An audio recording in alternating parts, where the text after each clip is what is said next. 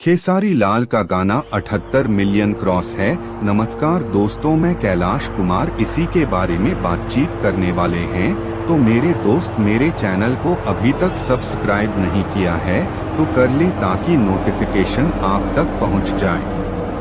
हम बात कर लेते हैं पावर स्टार खेसारी लाल यादव का गाना लागे लू जहर सोशल मीडिया पर छा रहा है। वीडियो में खेसारी लाल दबंग लुक में नजर आ रहे हैं, साथ में बॉडी गार्डर और बंदूकों के बीच घिरे हिट मशीन एक बाहुबली नेता जैसे लग रहे हैं। गाने को आजाद सिंह ने लिखा है और वही इसके म्यूजिक डायरेक्टर भी हैं।